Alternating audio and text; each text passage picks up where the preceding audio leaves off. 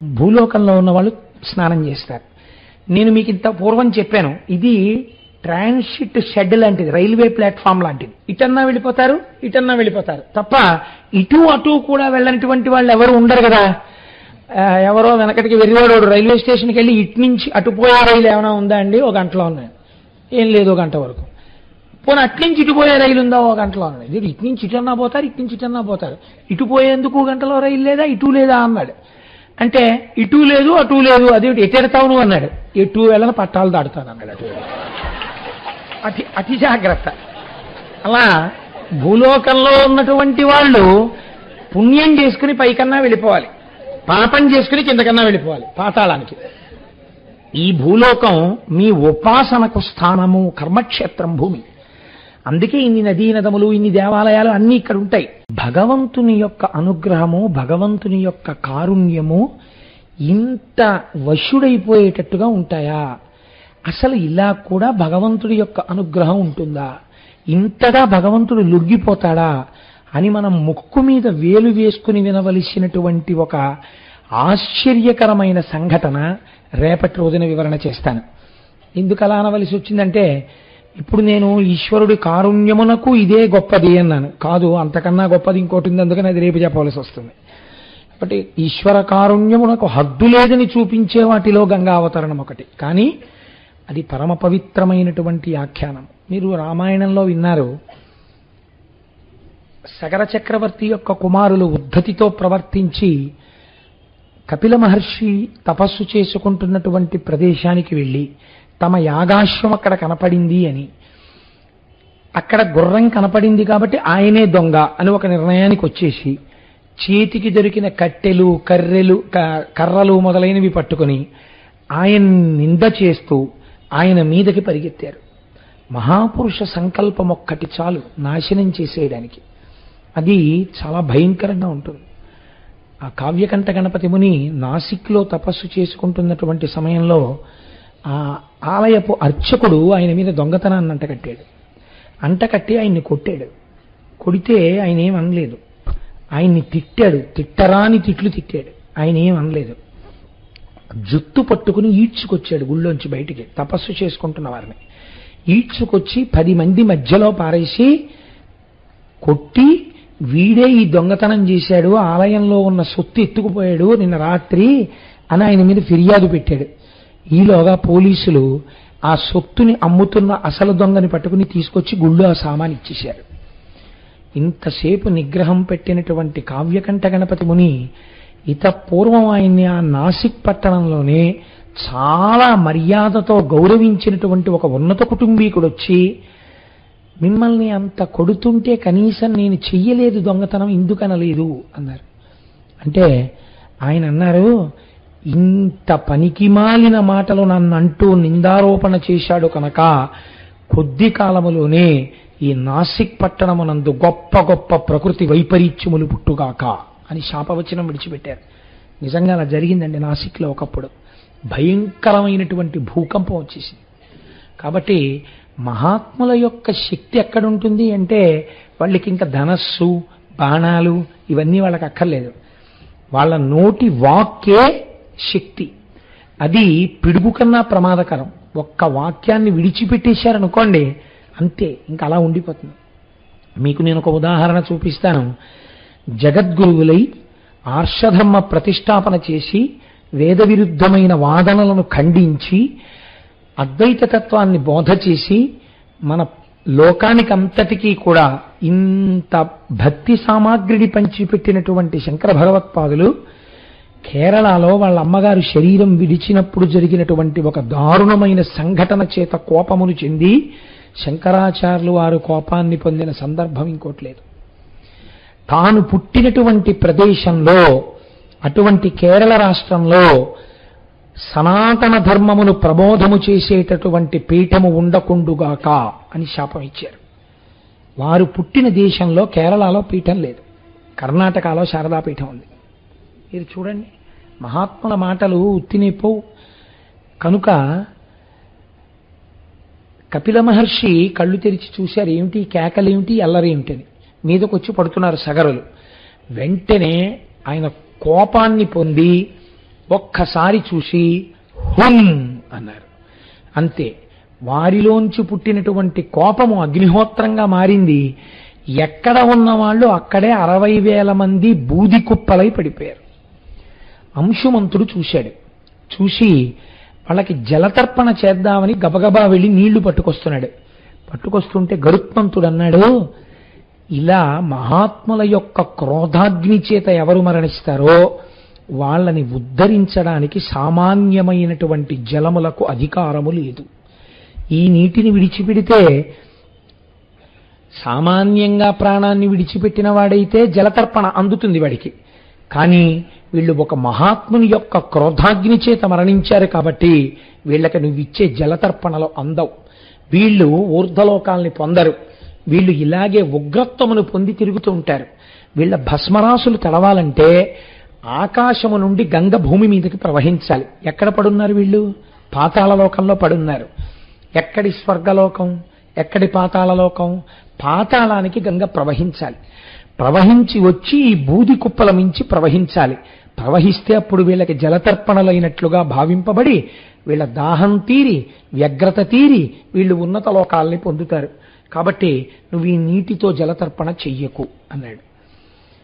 దీనికోసం బెంగ పెట్టుకున్నారండి ఇక్ష్వాకు వంశంలో. నాకు తెలిసి ఇక్ష్వాకు వంశంలో ధరింపచేసేవాడు లేక కొన్ని తరాల పాటు అలా పడిపోయినటువంటి సందర్భం ఏదైనా ఉంటే ఒక్క సగర చక్రవర్తి బిడ్డల వల్లే ఉంది. ఇలా పడిపోయి ఉండిపోతే తర్వాత దిలీపుడు వెళ్ళిపోయాడు, సగరుడు వెళ్ళిపోయాడు చాలా కష్టపడి ప్రయత్నం చేసి, అంశుమంతుడు వెళ్ళిపోయాడు, దిలీపుడు వెళ్ళిపోయాడు, భగీరథుడు వచ్చేశాడు. వీళ్ళు అలాగే ఉన్నారు. వీళ్ళకి జలతర్పణలు లేవు, వీళ్ళకి పితృకార్యాలు లేవు, వీళ్ళు ఉద్ధరింపబడే మార్గం లేదు. అలా పడిపోయి ఉన్నప్పుడు భగీరథ ప్రయత్నము అని మనకు ఒక మాట వచ్చింది. ఆ భగీరథ ప్రయత్నం ఎక్కడ ప్రారంభమైంది అంటే, సాధారణంగా లోకంలో ఒక మాట ఉంటుంది, అసంభవము, ఇది జరగదు. అసంభవములు ఎప్పుడు సంభవములవుతాయి? పట్టుదల కలిగినటువంటి వాడి సంకల్ప బలం చేత, వాడికున్న పరమేశ్వర భక్తి చేత అసంభవములు సంభవములే అవుతాయి. కాబట్టి ఇప్పుడు ఆయన తపస్సు చేయడానికి బయలుదేరాడు. తపస్సు చేయడానికి బయలుదేరినటువంటి వాడు ఎక్కడ పరిపాలన చేస్తున్నాడండి? అయోధ్యలో పరిపాలన చేస్తున్నాడు. అయోధ్యకి దగ్గరలో ఎన్ని గొప్ప గొప్ప పట్టణాలు ఉన్నాయి. కాశీ మొదలైన పట్టణాలన్నీ ఉత్తర భారతదేశంలో ఉన్నాయి. ఆయన ఆ పట్టణాల్లో తపస్సు చెయ్యలేదు. ఎక్కడ చేశాడంటే దక్షిణ భారతదేశానికి వచ్చి గోకర్ణంలో తపస్సు మొదలుపెట్టాడు. గోకర్ణంలో తపస్సు ఎందుకు చెయ్యాలి? మనకి ఒక ప్రశ్న మీరు వేసుకుని జవాబు కోసం ప్రయత్నం చెయ్యకపోతే మీకు ఎప్పటికీ దాని యొక్క వైభవం అందదు.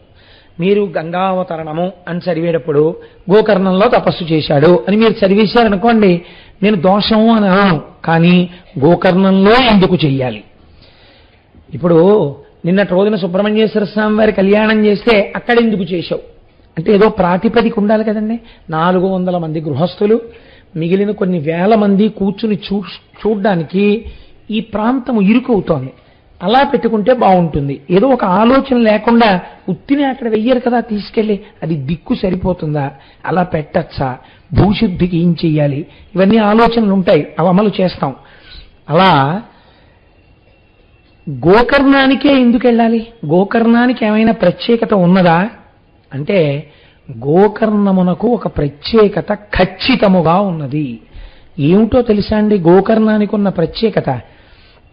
మీరు తెలిసి చేసినా తెలియక చేసినా పాపభూయిష్టమైనటువంటి జీవితాన్ని గడుపుతున్నవాడు ఒక్కసారి శివనామోచ్చారణం చేస్తే వాణ్ణి గోకర్ణంలో పూజ చేసేటట్టుగా పుట్టిస్తారు. ఇప్పుడు మీకు ఇందులో ఏమర్థమైంది? గోకర్ణంలో పూజ చేయడం అంటే, గోకర్ణంలో శివలింగం మీద ఓ చుక్క నీళ్లు పోయడం అంటే, గోకర్ణంలో శివలింగం మీద ఒక్క మారేడు దళం వెయ్యడం అంటే, దానికి గత జన్మలలో పూర్వపుణ్య బలము ఉన్నవాడు తప్ప గోకర్ణ క్షేత్రమునకు వెళ్ళలేడు, వెళ్ళి శివలింగారాధనము చేయలేడు. ఎందుకు చేయలేడు? అలా చేస్తే అక్కడ ఏదో గొప్ప విషయం జరిగి తీరుతుంది. ఇప్పుడు దీన్ని ఎలా అనుసంధానం, దీనికి ఏమైనా ప్రమాణం ఉందా ఇలా చెప్పడానికి? ఉన్నది. ఎక్కడ ఉన్నది అంటే, పూర్వం ఒక బ్రాహ్మణ కాంత ఒక ఆవిడ ఉండేది. ఆవిడ చాలా గొప్ప తల్లి. ఆవిడ పేరు సౌమిని. ఆవిడ ఒక బ్రాహ్మణుడికి ఇచ్చి వివాహం చేశాడు తండ్రి గారు. ఇద్దరూ కలిసి సంతోషంగా జీవితం గడుపుతున్నారు. కానీ దురదృష్టవశాత్తు పెళ్ళైన కొద్ది నెలలకే భర్త విగత జీవుడయ్యాడు. ఆవిడికి వైధవ్యం సంప్రాప్తించింది. బహుసౌందర్య రాశి, విశేషించి భర్త లేడు. దీని చేత పురుషులు ఈవిడిని తమ వలలో వేసుకునే ప్రయత్నం చేశారు. అదొక దురదృష్టకరమైన సంఘటన. నేను దాని గురించి పెద్ద విశేషంగా విపులీకరించక్కర్లేదు. అందులో ఆవిడ ఒక్కరి దోషమే ఉందని నేను అనుకోను. ఖచ్చితంగా ప్రపంచం కూడా అలా ఉంటుంది. కాబట్టి ఈవిడ ఒక బలహీనమైన క్షణంలో ఒకరికి వశురాలైంది. వశురాలైతే ఆనాడు ఉన్నటువంటి కట్టుదిట్టమైన ఆచారముల చేత బ్రాహ్మణ కులంలో పుట్టి కూడా ఇటువంటి పని చేసింది. కాబట్టి అసలు జ్ఞాతులందరూ విడిచిపెట్టారు. అది విచిత్రం. జ్ఞాతులంటే ఇంటి పేరు ఉండి ఆ గోత్రం ఉన్న వాళ్ళెవ్వరూ కూడా ఈమెని అక్క చెల్లెలుగా ఇంటికి రానివ్వమని వదిలిపెట్టేశారు. ఎప్పుడైతే వదిలిపెట్టేశారో ఈవిడ సమాజమునందు చాలా సంస్కారమునందు చాలా వెలితిగా ఉండేటటువంటి ఒక వ్యవస్థలో జన్మించినటువంటి వ్యక్తితో జీవనాన్ని గడపడానికి అలవాటు పడింది. అటువంటి అలవాటు పడి ఉండడం చేత ఆయనకి సంతానాన్ని కంది. కానీ ప్రతిరోజు ఆవిడ కళ్ళు సేవించేది. ఆవిడ బ్రాహ్మణ కాంత. ఆవిడకి ప్రతిరోజు మాంసం ఉండాలి. మాంసము తిని జీవించాలి. మీరు నన్ను క్షమిస్తే ఒక మాట నేను చెప్తాను సభాముఖంగా. నాకేం భయం లేదు ఇలాంటివి చెప్పడానికి. చెడిపోయిన బ్రాహ్మణుడు ప్రవర్తించేంత వ్యగ్రంగా ఎవరూ ప్రవర్తించలేరండి. నేను ఎన్నో చూశాను సమాజంలో సంఘటనలు. అసలు నిజంగా అలా ఉండడానికి సహజమండే అని మీరు అనుకునే వాళ్ళకన్నా దారుణంగా ఉంటాడు భ్రష్టుడైన బ్రాహ్మణుడు సమాజంలో. ఆ భ్రష్టత్వం వైపుకు వెళ్ళకూడదు. కాబట్టి ఏమైంది, ఇప్పుడు ఆవిడ కళ్ళు తాగుతోంది, ఆవిడ మాంసం తింటోంది. ఒక్కసారి లోపలకి ఆ బుద్ధి ప్రవేశిస్తే హీనత్వం ఎక్కడికైనా వెళ్ళిపోతుంది. ఒకనాడు భర్త అని అనడం కుదరదేమో, ఉన్నటువంటి స్థితి రీత్యా ఆయన ఎక్కడికో వెళ్ళాడు పని మీద.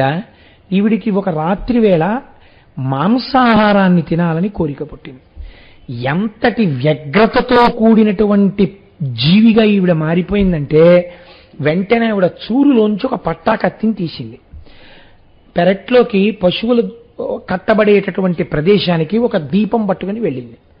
వెళ్ళి అక్కడ ఉండేటటువంటి మేకలలో ఒక మేకని నరికేసి తెచ్చి వండుకు తినేస్తుంది ఆవిడ. ఇప్పుడు ఆవిడ అటువంటి స్థితికి వెళ్ళిపోయింది ఆవిడ జీవనం.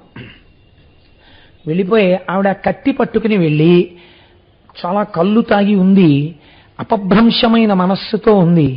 ఆ వ్యగ్రతలో ఆవిడకి సరిగ్గా ప్రాణుల యొక్క గుర్తింపు కలగలేదు. చేతిలో ఉన్న దీపం కొట్టుమిట్టాడుతోంది.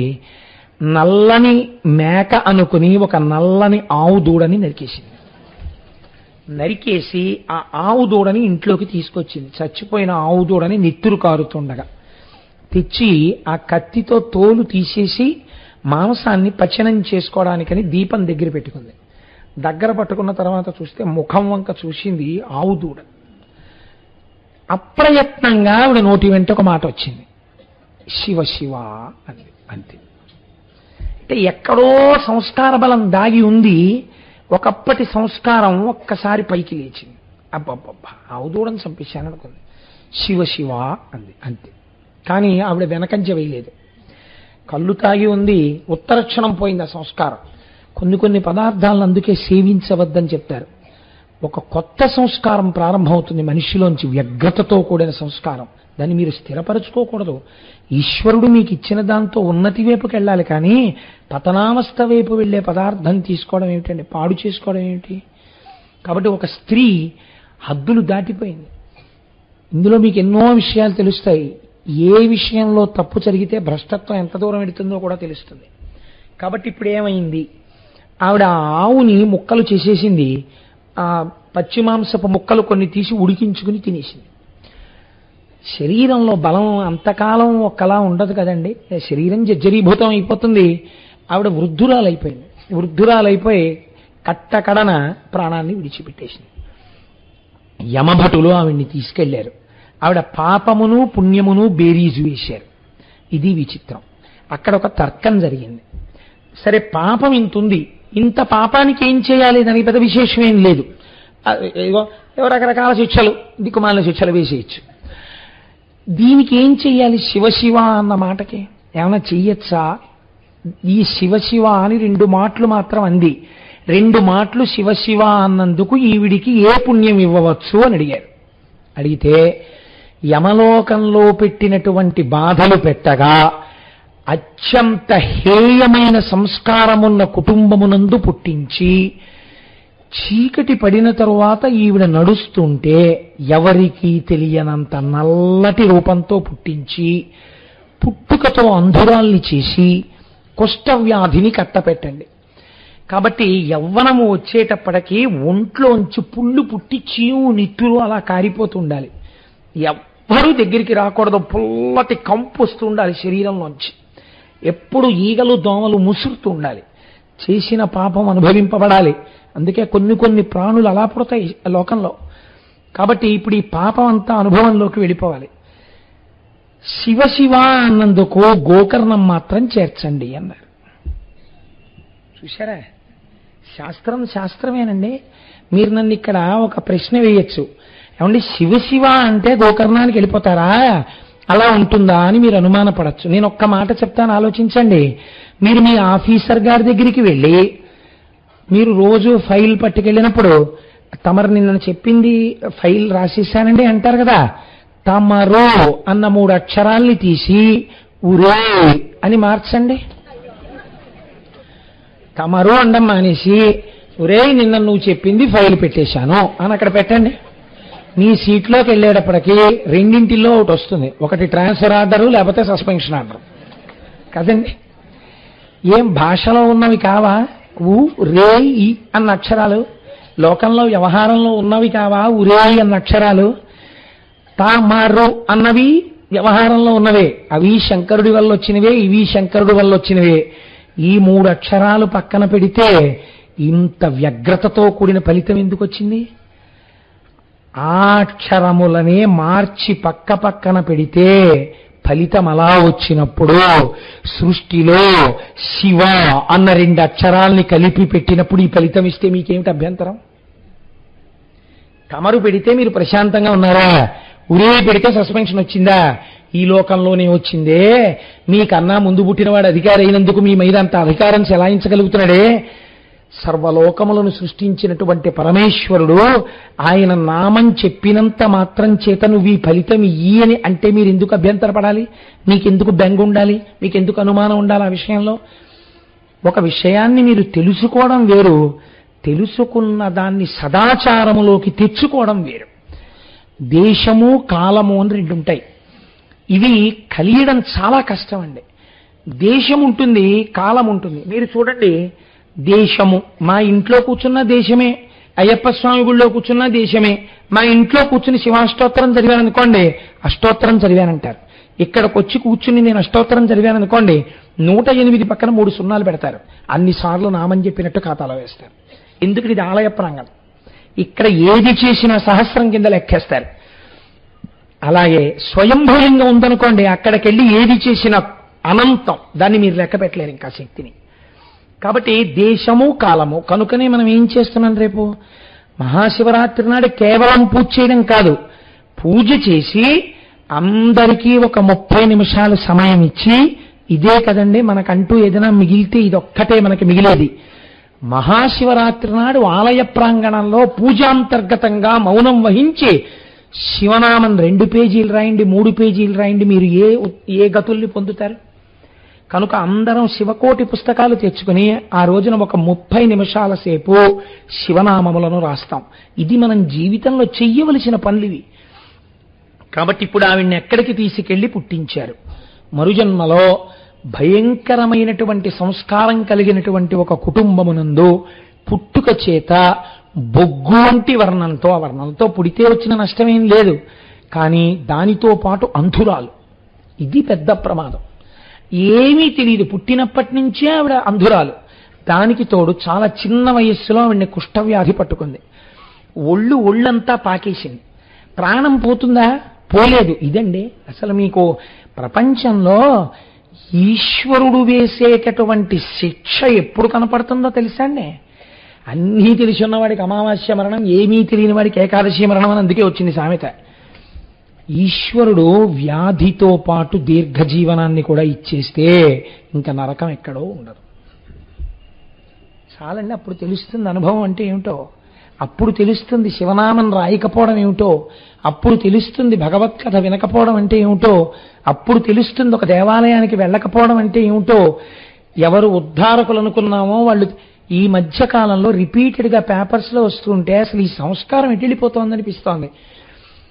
ఇంకా ఈవిడ ఎక్కువ కాలం బతకదని హాస్పిటల్లో డిశ్చార్జ్ చేసేస్తే, నేను ఒక వారం క్రితం పేపర్లో చదివాను, తీసుకొచ్చి ఆవిడికి అంత్యేష్టి సంస్కారం చేసేశారు. తీసుకొచ్చి ఆవిడ్ని పాతి పెట్టేయడానికి గొయ్యి తవ్వేసి ఆవిడ్ని అందులో పెట్టేసి పూర్తి చేయపోయారు. ఒక పేపర్లో వచ్చిందండి, నేను అబద్ధం ఆడలేదు. పూర్తి చేయబోతుంటే పక్కన ఇంకో శవాన్ని పాతి పెట్టడానికి వచ్చిన వాళ్ళు చూశారు. చూసి అదేమిటాడు మూలుగుతోంది, కొంచెం ఊపిరుంది, అదేమిటి పాతి పెట్టేస్తున్నారన్నారు. హాస్పిటల్ వాళ్ళు ఇంకొండదు, తీసుకెళ్ళిపోమన్నారండి. మాకు 2 గదులు, ఇల్లు లేదు, తీసుకెళ్ళి ఎక్కడ పెట్టుకోవడం కుదరదు, ఎలాగో చచ్చిపోతుంది కదా. ఇప్పుడు ఆవిడకి ఏం తెలిసి ఏమిటి? ఎలాగో స్పృహ తప్పిపోయింది, ఓ మాట్లాడదు, ఓ తాగదు, ఎందుకు అందుకని చేసేద్దామని చేసేస్తున్నామండి, ఈ గొడవ మేము పడలేమన్నారు. అంటే వాళ్ళు హడిలిపోయి పక్క వాళ్ళు ఇంత హేయమైన పని ఏమిటని ఆవిడ్ని రక్షించి తీసుకెళ్ళమంటే, అప్పుడు వాళ్ళ ఇంటికి అక్కడ ఉన్న వాళ్ళందరూ కలిసి డబ్బు పోగు చేశారండి. పోగు చేసి ఆవిడికి ఇచ్చారు. ఇచ్చి అమ్మ మీ ఇంటికి తీసుకెళ్ళండి, చచ్చిపోయే వరకు ఉంచుకోండి అంటే చచ్చిపోయాక తీసుకొచ్చి సమాధి చేశారు. ఏ విషయం అనుకోండి. బట్ ఎటు వెళ్ళిపోతోంది సమాజం మీరు ఆలోచించండి. ఏమిటి ఇది ఇవాళ ఉన్నట్టు ఉంటుంది అనుకుంటున్నారా? నేను మొన్న పేపర్లో చదివి ఆశ్చర్యపోయాను. ఈ తూర్పుగోదావరి జిల్లాలో కచేరీలు చేస్తే ఒక మహాతల్లి వెంట సంగీత విద్వాంసులు పరిగెడుతుండేవారట. ఎన్ని సభలలో ఆవిడ సన్మానాలు పొందారోట. మంత్రులు, ఐఏఎస్లు, ఐపీఎస్లు ఆవిడ కచేరీలు పెట్టించేవారట. అంత సంపన్నురాలు, అంతటి సంగీత విదుషీమని, ఎంఏ ఇంగ్లీష్ చదువుకున్నారట.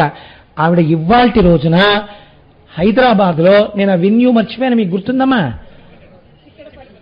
చిక్కడపల్లిలో ఆవిడ ఒక రాత్రి వేళ తన పవిట కొంగు పరుచుకుని ఆవిడ పడుకుని ముష్టెత్తుకుని జీవిస్తోందట. ఆవిడ ఒక పెట్టుకుని ప్రెస్ వాళ్ళు ఇంటర్వ్యూ చేశారు ఆవిడ్ని, తెలుసా అండి? ఫారిన్ బేస్డ్ అసోసియేషన్స్ ఆవిడకి ఆశ్రయం ఇచ్చే. ఇవాళ పురాణాలు ఉత్తినే వచ్చాయని మీరు అనుకోకండి. పురాణ కథలు ఉత్తినే రాలేదు. మిమ్మల్ని మీ వెనకనున్నవన్నీ మీ సొమ్ముని చూసి ఉన్నవి. మీతో ఉండేది ఈశ్వరుడు ఒక్కడే. వాడొక్కడే మీకు రక్షకుడు. ఎవ్వరూ రక్షించలేని బలహీనమైన క్షణంలో మీకు రక్షణ ప్రసరిస్తే వాడి వల్లే. నేను పరమ ధైర్యంతో పునః నాకు ఈశ్వరుడిచ్చిన అనుభవంతో నేను మీకు ఈ మాట చెప్తున్నాను. బాగా జ్ఞాపకం పెట్టుకున్నాను. కాబట్టి ఈశ్వరుడి యందు భక్తితో ఉండి తీరవలే. తెలిసి తెలియక చేసిన పాపకర్మని ధ్వంసం చేసుకునే ప్రయత్నం చేస్తూ ఉండాలి. కాబట్టి ఇప్పుడు ఆవిడ్ని ఎక్కడికి వెళ్లే అవకాశం ఇచ్చారు? ఆ 2 మాటలు ఆవిడ అని ఉండకపోతే ఎక్కడికి వెళ్ళిపోయేదో చూడండి ఆ జన్మ. ఇప్పుడు శివ శివ అని ఆవుదూడని చంపింది. ఇప్పుడు ఆవిడ్ని గోకర్ణం వెళ్లే ఏర్పాటిచ్చారు. ఎలా వెడుతుంది గోకర్ణం? అందరూ వదిలిపెట్టేశారు. అసలే అంధురాలు, కుష్ఠరోగి, వదిలిపెట్టేస్తే ఆవిడ అలా నిలబడితే ముష్టి వేయడానికి దగ్గరికి వెళ్ళడానికి భయపడేవారు. ఒళ్ళంతా పుళ్ళు, చీము, నెత్తురు, పురుగులు కారుతూ ఉండేవి ఒంట్లోంచి. ఒకసారి వ్యాధి సంక్రమించాక పాప ఫలితంగా పాపం చేసేయడం తేలికండే. అనుభవంలోకి వ్యాధి రూపంగానో ఇంకో రూపంగానో వచ్చాక ఎవడు పంచుకునేవాడు? ఎవడో పంచుకోడు. ఎవడు చేశాడో వాడు అనుభవించవలసిందే. కాబట్టి ఏమైంది? ఇప్పుడు ఆవిడ ఏడుస్తూ ఎవరైనా అన్నం పెట్టేవాళ్ళు ఉన్నారా అని ఏడుస్తోంది. ఆ సమయంలో మహాశివరాత్రి నాడు గోకర్ణ క్షేత్రాన్ని చేరుకుని పూజ చేసుకోవాలని పాదయాత్రగా వెళ్ళిపోతున్నారు కొంతమంది. మేము మొన్న దక్షారామం వెళ్ళిపోయినట్టు. నాకు ఆ పాదయాత్రలు అంటే అదో సంతోషం. పూర్వం ఒక్కడనే వెళ్ళిపోయేవాడిని, ఈ మధ్య చాలా మందితో కలిసి వెళ్తున్నాను, అంతే తేడా. కాబట్టి వెనక చాలా మంది కలిసి పాదయాత్ర చేస్తున్నారు. అప్పుడు వాహనాలు లేవు కదండి. అందుకని అందరూ వెళ్ళేటప్పుడు ఉత్తినే ఈ ఊరేంటండి, ఆ ఊరేంటండి, లేకపోతే వెళుతూ కూడా మళ్ళీ ఆఫీస్ గురించో, వెళుతూ కూడా మళ్ళీ ఏదో దిక్కుమాల సబ్జెక్టో ఎత్తుకోకూడదు. భగవత్ సంబంధంగా మాట్లాడుకుంటూ వెళ్ళాలి చక్కగానే. కాబట్టి వాళ్ళందరూ జయ జయ శంకర హర హర శంకర అని నిన్న మీ అందరూ చూడండి, సుబ్రహ్మణ్యం సుబ్రహ్మణ్యం షణ్ముఖనాథ సుబ్రహ్మణ్యం అంటూ వెళ్ళారు. అలా వాళ్ళు చక్కగా నామం చేసుకుంటూ వెళ్ళిపోతున్నారు. వెళ్ళిపోతుంటే ఈవిడేం చేసింది, ఇక్కడ ఉంటే ఎలాగో పెట్టేవాళ్ళు లేడు, వీళ్ళందరూ వెళ్తున్నారు కదా బాటసారులు కనుక వెళ్ళేటప్పుడు వీళ్ళు అన్నాలు కట్టుకుని వెడతారు. ఈ నామం వినపడుతుంటే మనం కూడా అలా అంటూ వీళ్ళ వెనకాల వెళ్ళిపోతే వీళ్ళు భక్తి తత్పరులు కాబట్టి నన్ను తోసేయరు, చీ అని విసిరేయరు. కాబట్టి వీళ్ళ వెనకాల వెళ్ళిపోతాం. నామం ఆగిపోతుంది, కళ్ళు కనపడవు కదా ఆవిడికి. ఆగిపోతే వీళ్ళు ఆగారని గుర్తు, నేను ఆగుతాను. మళ్ళీ వీళ్ళు కదిలితే నామం చెప్తారు, వీళ్ళతో పెడతాను. వీళ్ళు ఎందుకు ఆగుతారు, అన్నమో ఏదో తింటారు. ఇంతమంది భాగవతులు కాబట్టి ఇంత హీన రూపంతో ఉన్న నన్ను వదలరు, కొంచెం పెడతారు.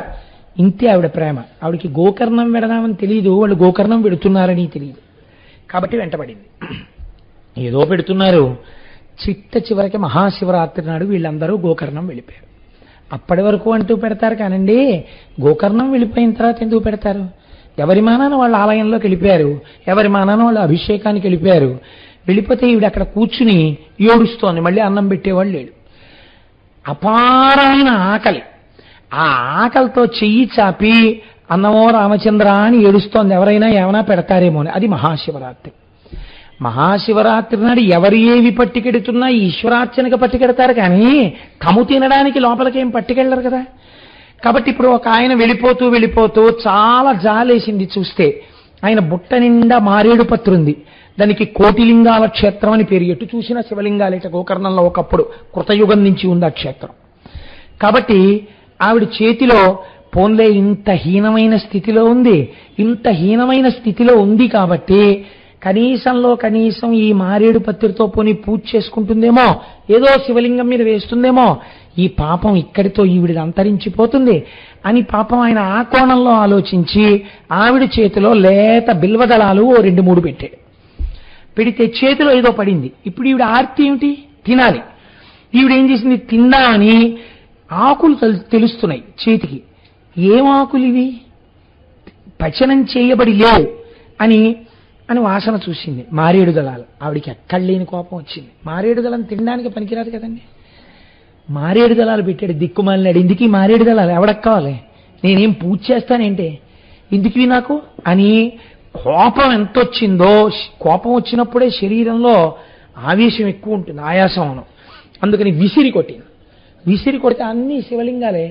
ఆ చేతిలో ఉన్న 3 మారేడు దళాలు వెళ్ళి మహాశివరాత్రి నాడు గోకర్ణ శివలింగం మీద పడ్డాయి. తెలిసి విసిరిందా తెలియక విసిరిందా ఈశ్వరుడికి అనవసరం. పడ్డాయా లేదా మహాశివరాత్రి నాడు?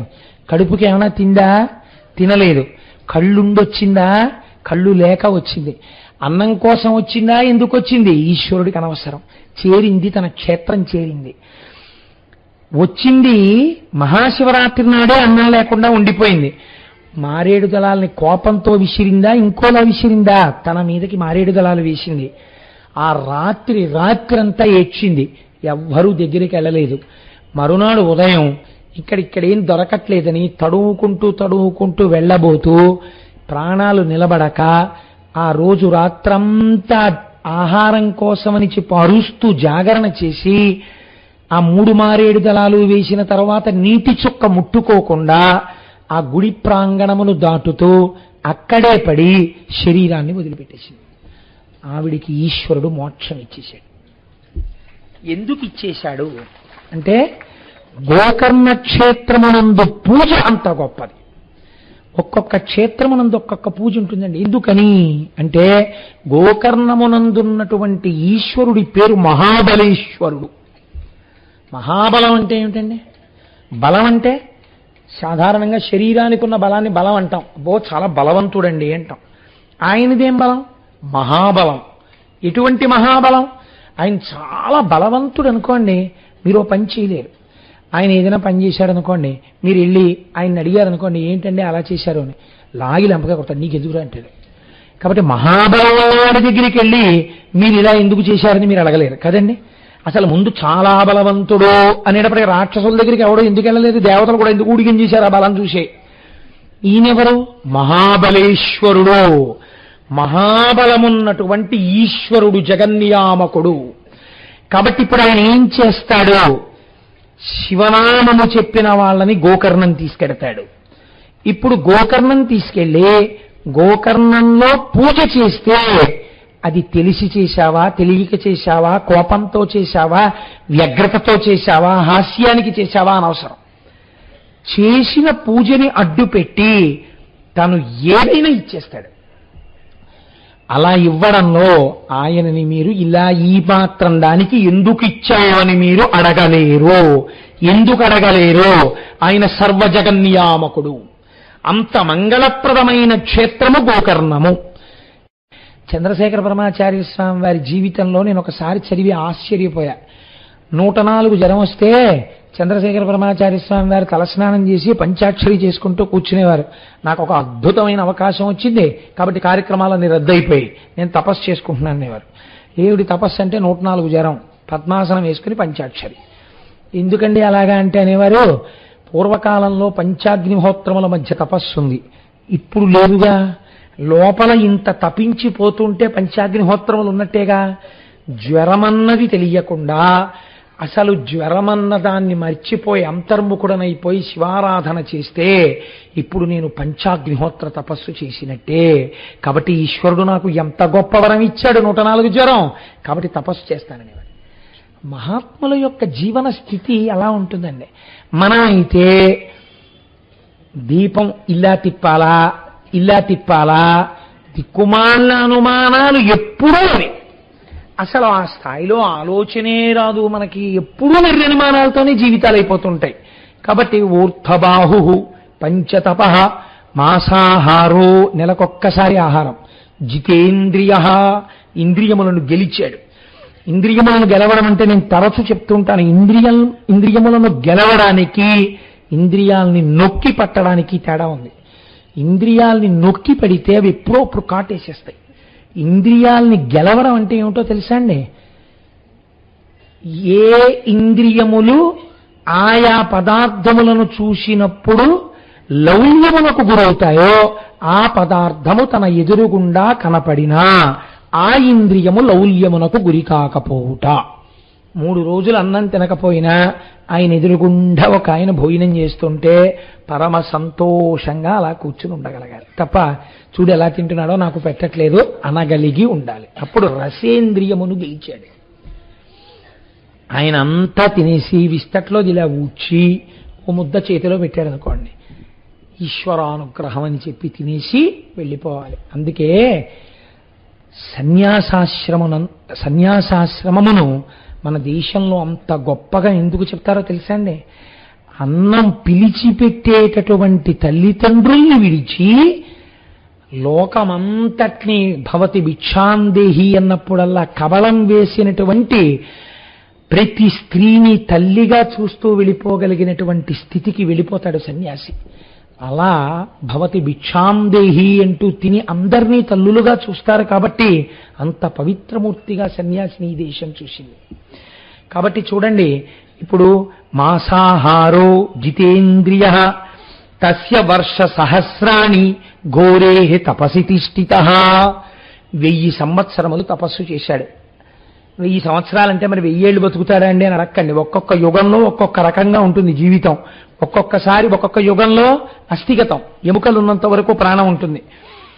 కాబట్టి త్రేతాయుగం కాబట్టి ఆ రోజుల్లో ఆ ఎముకలు ఉన్నంతకాలం వాళ్ళకేమి ఇబ్బంది లేదు. ఆయన 1000 వర్షములు తపస్సు చేశాడు. చతుర్ముఖ బ్రహ్మగారు ప్రత్యక్షమయ్యారు. ప్రత్యక్షమైన ఆయన నీకు ఏం కావాలని ఈ తపస్సు చేశావని అడిగారు. చిత్రమైన కోరికలు 2 కోరాడు. ఇదండి. అందుకే పెళ్లి చేసేటప్పుడు ఏం చూస్తారంటే ఆయనకి ఎంత ఆస్తుందని ఎన్నడూ అడిగి పిల్లనివ్వరాదు. బాగా గుర్తుపెట్టుకోండి. మీరు అడిగినా అడగకపోయినా ఉందో లేదో మీకు తెలుస్తుందండి. ఎవడో ఒకటి చెప్పనే చెప్తాడు, వాళ్ళకి ఇది ఉందండి ఇది లేదండి.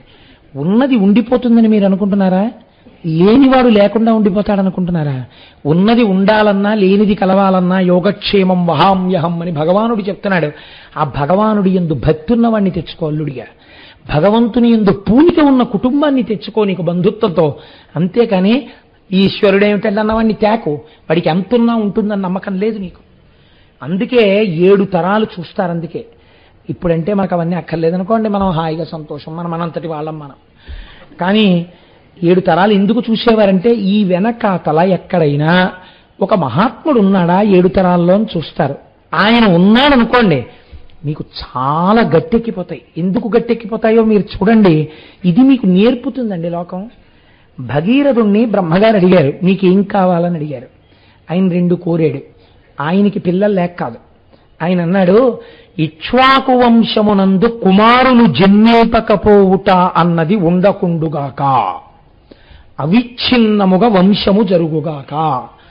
ఇప్పుడు ఇక్ష్వాకు వంశం ఆగిపోవడం అన్నది ఉంటుందా? ఆయన అడిగాడు వరం. ఆ వంశంలో ఉన్న వాళ్ళందరికీ హాయే, ఇంకా చక్కగా కొడుకులు పుట్టేస్తుంటారు. వంశం లేకపోవడం అన్నది వాళ్ళకి లేదు. ఎందుకని? ముందు ఆయన ఉన్నాడు భగీరథుడు. 2 ఆయన అడిగిన వరం, నాకు ముందు తరాల్లో కొంతమంది బూడిద కుప్పలైపోయి ఉన్నారు, ఇలాంటి వాడు పుట్టకపోతే వాళ్ళకి సద్గతులు ఎక్కడున్నాయండి? ఆకాశగంగని పాతాళానికి విడిచిపెట్టు. ఇప్పుడు మీరు ఆలోచించండి, రాక్షస తపస్సుకి భగీరథ తపస్సుకి ఎంత తేడా ఉందో. ఘోరే ఇక్కడ ఆయనే వాడేశారు. శరీరమునందు ఘోర తపస్సు, సంకల్పమునందు పరమ పవిత్రమైన సంకల్పం. ఈ రెండిటిలో అంశుమంతుడికి అప్పటికప్పుడు పనికొచ్చేటటువంటి వరం ఏదీ లేదు. ఆయన తనని ఉద్ధరించుకోవడానికి ఏం కోరుకోలేదు. తన ముందున్న వాళ్ళను ఉద్ధరిస్తున్నాడు, తన తర్వాత వాళ్ళను ఉద్ధరిస్తున్నాడు. ఇది అలాంటి వాడెవరైనా ఉన్నాడా? వాడి మొహం చూసి ఈశ్వరుడు ఆ వంశం జోలికి వెళ్లకుండా ఉండేవాడు ఎవరైనా ఉన్నాడా? అలా పూజ చేసేవాడు అటువంటి భగవద్భక్తుడు ఉన్నాడా? నువ్వు చూడకుండా తెస్తే పాపాత్ములే పైనుంటే లేనిపోని ఇబ్బందులు ఆ తర్వాత ప్రారంభం కావచ్చు. ఎందుకు పడతావు లేనిపోని ఇబ్బంది? కాబట్టి భక్తికి పెద్దపీట వెయ్యడం నేర్చుకో వివాహమునందు. కనుక ఏమైంది? ఇప్పుడు ఈయన చతుర్ముఖ బ్రహ్మగారిని ఈ 2 వరాలు అడిగారు. అయ్యా, నాకు ఆకాశగంగని విడిచిపెట్టండి. ఎవరి ఆకాశగంగ? హిమవంతుని యొక్క పెద్ద కూతురు. మీరు మొన్న షణ్ముఖోత్పత్తిలో విన్నారు కదా, దేవతలు దేవతా కార్యం కోసమని ఆ పెద్ద కూతురైన ఆకాశగంగని ఆకాశంలో ప్రవహించమని అడిగారు. అడిగితే ఆవిడ అక్కడ ప్రవహిస్తోంది. ఆ గంగ భూమి మీద పడి పాతాళానికి వెళ్ళాలి. అలా నన్ను అనుగ్రహించు అని అడిగాడు. ఇక్కడ మీకు ఒక సందేహం రావచ్చు, ఇది పెద్ద విశేషం ఏముంటుందండి అలా గంగ ప్రవహించడానికి? ఇప్పుడు పైనుంచి కింద పడడం గంగ జలానికి లక్షణం, కింద నుంచి పైకి వెళ్ళడం అగ్నిహోత్రానికి లక్షణం. ఈ 2 పరస్పర విరుద్ధం. మీరు ఒక దర్భని వెలిగించి ఇలా పట్టుకున్నారనుకోండి, అగ్ని పైకి ఎక్కుతుంది. గ్లాసులోంచి నీళ్లు పోసారనుకోండి, కిందకు పడతాయి. పైకెక్కదు నీరు, కిందకి పడదు అగ్ని. కాబట్టి ఏమైంది? ఇప్పుడు పైనుంచి నీళ్లు పోయడం పెద్ద విశేషమా? గంగా కింద పడిపో అంటే పడదా? కాదు. ఇందులో ఒక పెద్ద రహస్యం ఉంది. మీరు చాలా జాగ్రత్తగా గమనించాలి దీన్ని. గంగ పవిత్రమే. ఎందుకు పవిత్రం? స్వర్గలోకంలో ప్రయాణిస్తోంది కాబట్టి. ఇప్పుడు గంగ భూమి మీద పడింది. భూమి భరించలేదు పక్కన పెట్టండి, ఈశ్వరానుగ్రహం కలిగితే భూమి ఎందుకు భరించదండి? భరిస్తుంది. భూమి భరించి వదిలింది గంగని. ఇప్పుడు ఎవరు స్నానం చేస్తారు? ఆవిడ కిందకి రాగానే భూలోకంలో ఉన్న వాళ్ళు స్నానం చేస్తారు.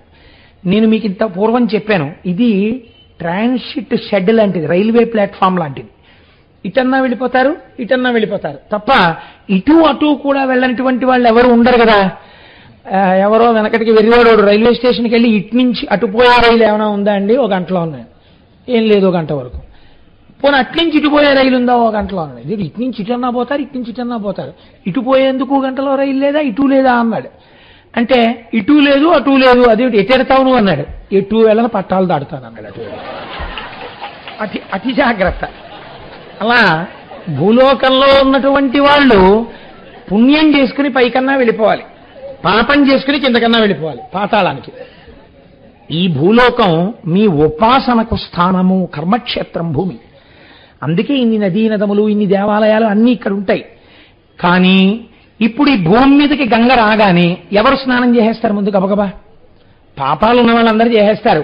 అక్కడ పుణ్యం ఉన్న వాళ్ళే ఉన్నారు, వాళ్ళు చేస్తే వచ్చే నష్టమేం లేదు. ఇంతకన్నా ప్రమాణం ఎక్కడ? పాతాళం. ఇక్కడ బాగా పాపం చేసిన వాళ్ళే ఆ కింద ఉన్నారు, వాళ్ళు స్నానం చేసేస్తారు. ఇప్పుడు ఇన్ని స్నానాలు అయ్యాక ఈ గంగ అక్కడికి వెళ్తుంది కదండి. నేను అన్నానని అనుకోకండి, అసలు గంగ శక్తి ఎక్కడి నుంచి వచ్చిందో గంగావతరణంలో మీరు విందురు గాని, ఇప్పుడు గంగ అక్కడ దాకా వెళ్ళిన తర్వాత ఇంత ఉద్ధతితో ఉన్న వాళ్ళని ఉద్ధరించగలిగినంత శక్తి నాలోంచి కూడా జారిపోయిందని అనుకోండి. ఏమిటి భగీరథుడు చేయవలసింది? ఇది చతుర్ముఖ బ్రహ్మగారి ఆలోచన. ఇది గోకర్ణ క్షేత్ర మహాత్యం. శంకరుడు అక్కడ అనుగ్రహిస్తున్నాడు, చతుర్ముఖ బ్రహ్మగారిలో దూరాడు, గభాలన నీళ్లు పడిపోతాయి అనకు. అలా అన్నావంటే భగీరథుడి కోరిక తీరదు.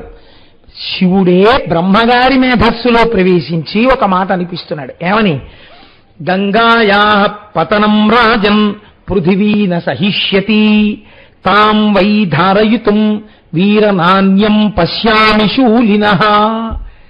ఈ మాటల పొందిక మీరు అర్థం చేసుకోవాలి. ఇప్పుడు గంగ ఆకాశంలోంచి పడితే పాతాళానికి వెళ్ళడానికి భూమి సహించలేదు. భూమి సహించలేదంటే భూమి యొక్క స్వరూపమే మారిపోతుంది. పెద్ద గోతులు పడిపోవచ్చు, అల్లరైపోవచ్చు, దెబ్బకి కదిలిపోవచ్చు, ఏదైనా అవచ్చు. ఒకటి, ఇది నిజంగా అంత సత్యము కాకపోవచ్చు. రెండవ ఇబ్బంది ఎక్కడొస్తుంది? మధ్యలో ఉండి పట్టుకునేవాడోడు కావాలి. అసలు భరించడం అన్న మాట ఎవరిదండి లోకంలో?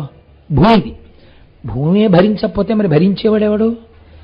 ఎవడున్నాడో అంతకన్నా ఓర్పున్నవాడు, అంతకన్నా కారుణ్యమూర్తి, అంతకన్నా సహనమూర్తి బ్రహ్మగారి చేత చెప్పిస్తోంది. వీరనాన్యం, ఇంకెవ్వరూ నాణ్య పంధాయనాయ విద్యతే అని చెప్పేసినట్టే చెప్పేస్తున్నాడు. వేరొకరు లేరు అంత ఓర్పుతో ఎంతకైనా దిగజారి కోరిక తీర్చాలంటే పశ్యామి శూలినః, శూలము పట్టుకున్నవాడెవరో వాడే తీర్చగలడు. అయితే మీకు ఇక్కడ ఒక అనుమానం రావచ్చు, ఏమంటే శూలినః అంటే మరి ఈయన కూడా రాడా? శూలం పట్టుకున్నాడు కదా షణ్ముఖుడు అని. కాదు కాదు, గంగావతరణం ముందు కదండి. పైగా శూలి అన్న మాట ప్రధానంగా శంకరుణ్ణి వర్తించి ఉంటుంది. శూల, త్రిశూలం పట్టుకున్నవాడు అంటే సత్యమైన పరబ్రహ్మ. 3 గుణములు, దానికి ఆధారమైనటువంటి నిర్గుణతత్వాన్ని చేతపట్టినవాడు. కాబట్టి ఆ శూలి వచ్చి ఇక్కడ నిలబడాలి.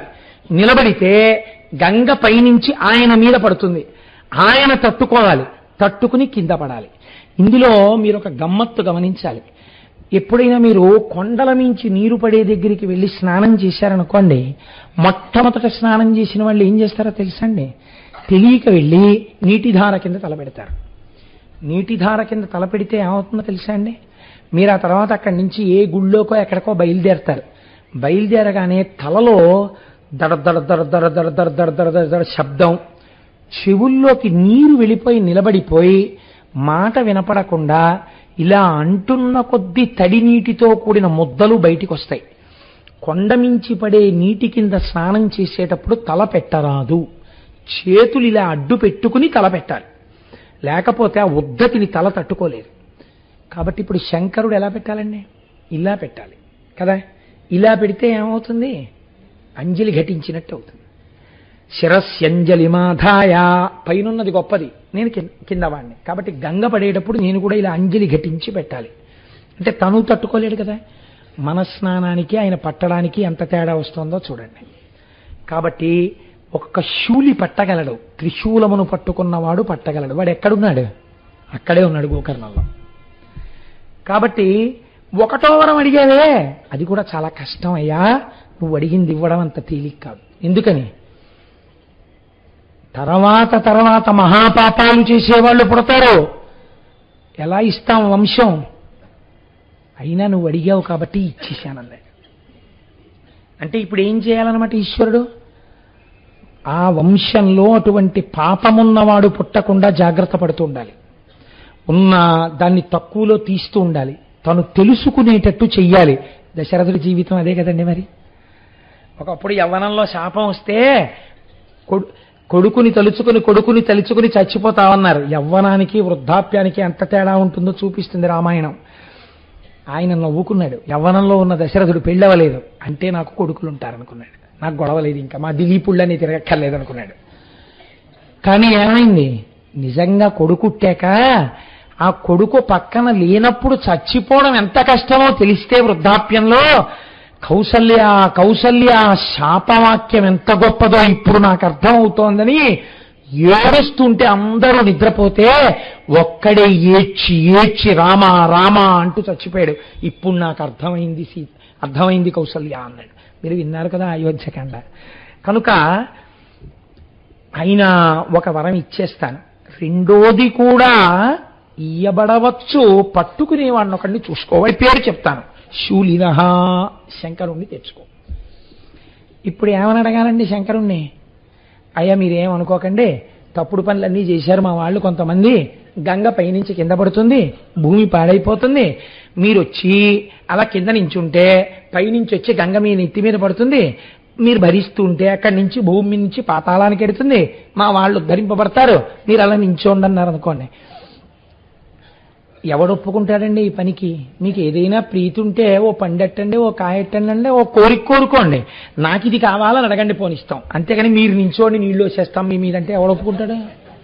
ఒప్పుకోడు కదా ప్రపంచంలో ఎవడు. అయినా ఆయన ఏం చేశాడు అంటే మహానుభావుడు వెళ్ళి మళ్ళీ తపస్సు మొదలుపెట్టాడు శంకరుడు కోసం. ఇది భగీరథ ప్రయత్నం అంటే. ప్రీతస్తేహం నరశ్రేష్ఠ కరిష్యామి తవ ప్రియం శిరసాధారయిష్యామి శైలరాజసుతామహం. మీరు వాల్మీకి రామాయణాన్ని జాగ్రత్తగా చదవండి. బ్రహ్మగారిని వరం అడిగాడు ఎవరు? భగీరథుడు. శంకరుణ్ణి వరం అడిగినట్టు వాల్మీకి రామాయణమునందు లేదు. శంకరుణ్ణి అసలు అడగలేదు. అయా మీరు పట్టుకోండి గంగ పైనుంచి పట్టినప్పుడు అని భగీరథుడు శంకరుణ్ణి అడగలేదు. అడగకుండా ప్రత్యక్షం అవుతూనే శంకరుడు అన్నాడు, ప్రీతస్తేహం నరశ్రేష్ఠ, నువ్వు చేసిన తపస్సుకి చాలా ప్రీతి పొందాను. అడగడానికి మొహమాట పడతాడేమో, ఒకటికొకటి అడుగుతాడేమో, ఇంత చేసిన తపస్సు పాడవుతుంది. ఇది గోకర్ణం మహాబలేశ్వరుడు. అడగకుండా అడగవలసింది ఇచ్చేస్తున్నాడు. ప్రీతస్తే, ఇవన్నీ వింటుంటే గోకర్ణం వెళ్ళాలనిపించట్లేదండి ఒకసారి. ప్రీతస్తేహం నరశ్రేష్ఠ కరిష్యామి తమాప్రియం, నీకు ప్రియమైనది చేసేస్తాను. ఏమిటది? మళ్ళీ అలా అంటే ఏమిటి చేస్తానంటున్నాడో, నేను అనుకుంటున్నాడో అనుకోవట్లేదో అని నువ్వేమీ అనుకోక్కర్లేదు. శిరసాధరయిష్యామి, తలంతా పడతాను. సత్యం చెప్పేస్తున్నాడండి. కడుపు నిండా తింటాను అన్నట్టు జరగబోయేది చెప్పేస్తున్నాడు. త్రికాలజ్ఞుడు, ఆయనకి తెలియందేముంటుందండి. తల నిండా పడతాను, శిరసా తల నిండా పడతా. గంగ అలాగే అడిగింది, తల నిండా అలాగే పట్టాడు. శిరసాధారయిష్యామి శైలరాజసుతామహం, ఆ పర్వతరాజపుత్రి ఉందే గంగ, అలా పడతానులే పద అన్నాడు. ఇది మీరు దర్శనం చేయవలసినటువంటి పోస్చర్ అండి గంగావతరణం. మీరు ఇక్కడ ధ్యానం చేయాలి. ఎందుకంటే గంగాధర అన్న నామమే కానీ అసలు నిజంగా అలా నిలబడినటువంటి గంగాధరుడి యొక్క స్థితి మీరు విజయవాడలో కనకదుర్గమ్మ తల్లి దర్శనం అయిపోయిన తరువాత సుబ్రహ్మణ్యేశ్వర దర్శనం నుంచి మల్లికార్జున దర్శనం వరకు వెడుతున్న మార్గ మధ్యంలో పక్కన ఉన్న ప్రమదావనంలో ఇలా నిలబడి పైనుంచి గంగ పడుతున్నటువంటి శివుడు ఉంటాడు కదండి.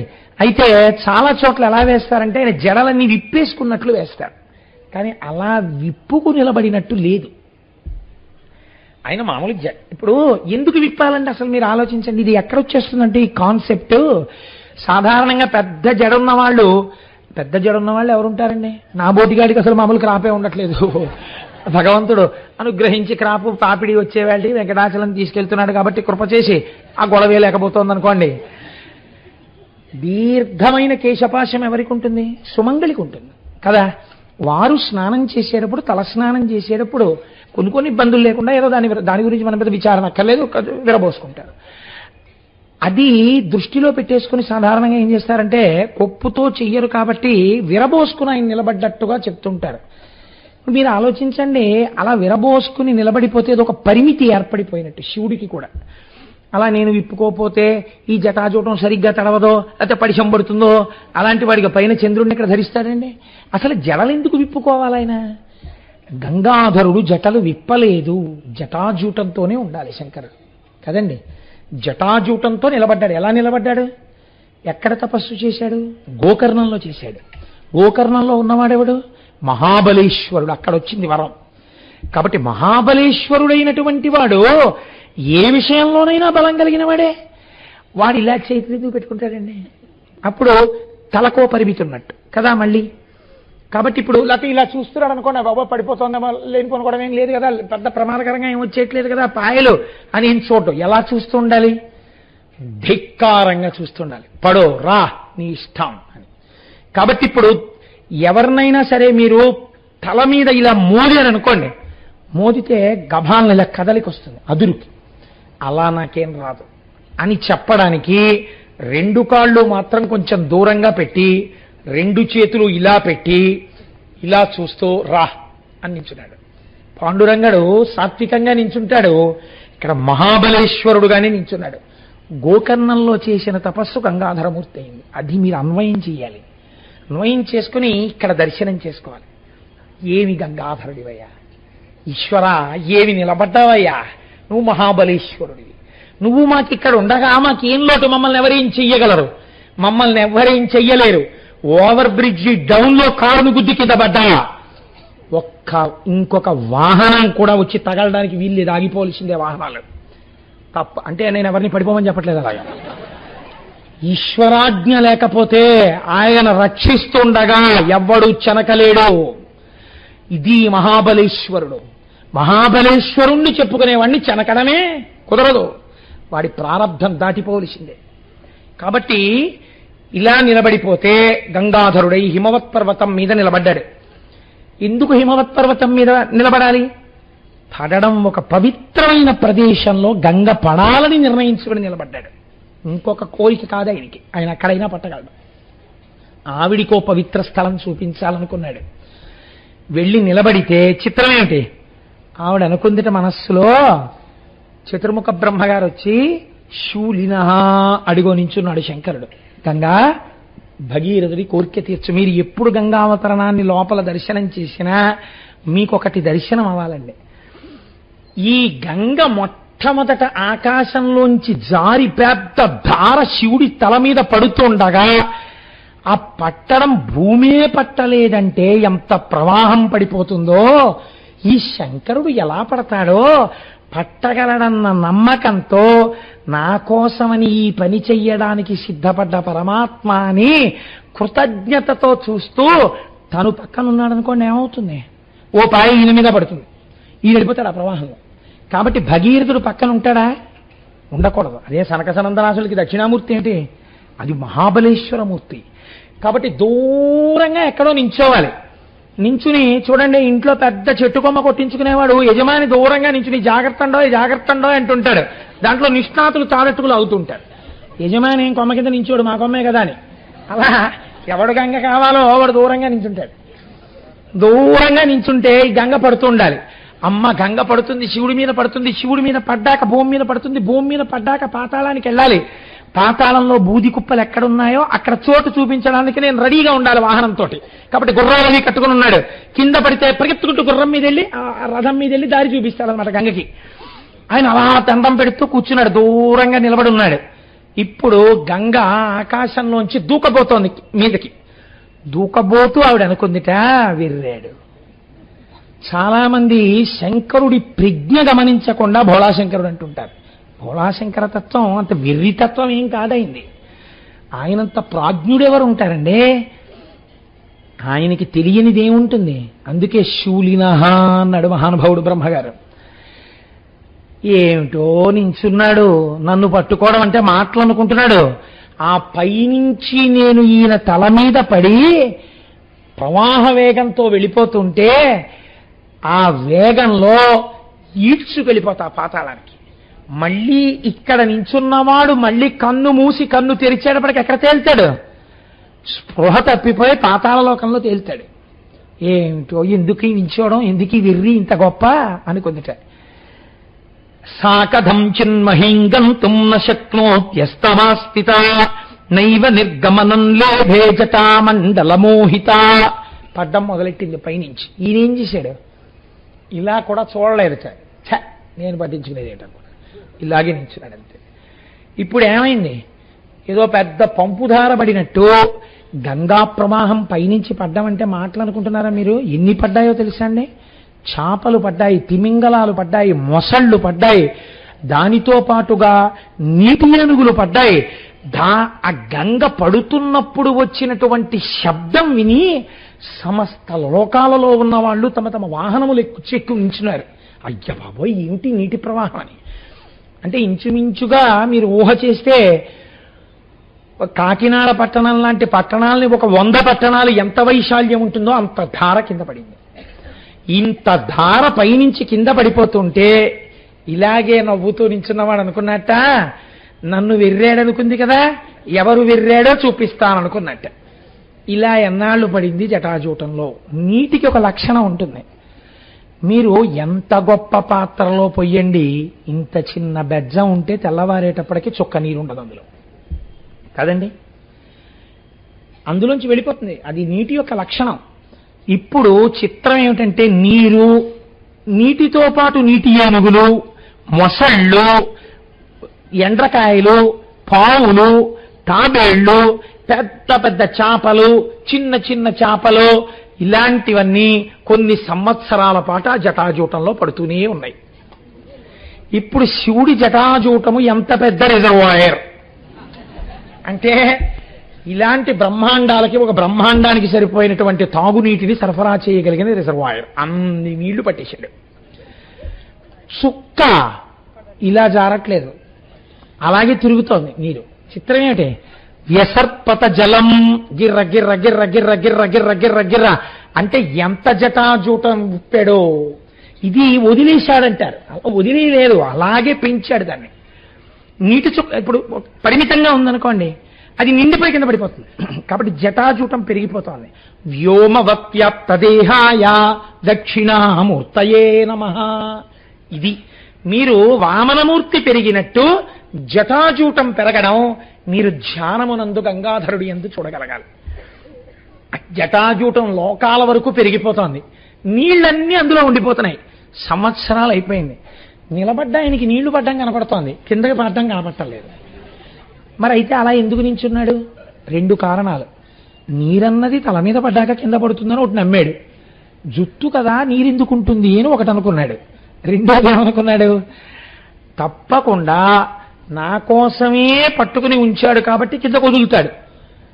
అన్నింటినీ మించి భయం ఏమిటంటే, కొంచెం దగ్గరికి వెళ్ళి అయ్యా ఏంటండి పట్టలేదని అడుగుదామంటే వదిలేస్తే, తనే దగ్గరికి వెళ్ళాక కరెక్ట్గా కింద పడితే తను ఉండడం. కాబట్టి దగ్గరికి వెళ్ళి అడగచ్చా? అడగలేడు. మీరు గంగావతరణాన్నండి, శ్లోకాలు కాదండి, ఇక్కడ దర్శనం చెయ్యాలి. ఇప్పుడు ఎన్ని పరిపరి వేదనలు పొందుతున్నాడో భగీరథుడు అక్కడ. ఎందుకు భగీరథ తపస్సు అన్నారు. ఎంత పరితపించిపోయాడో కంటి ముందు కనపడుతోంది జలధారలో. ఆ పైవాళ్ళు చూస్తున్నారు. ఏమిటి చూస్తున్నారు?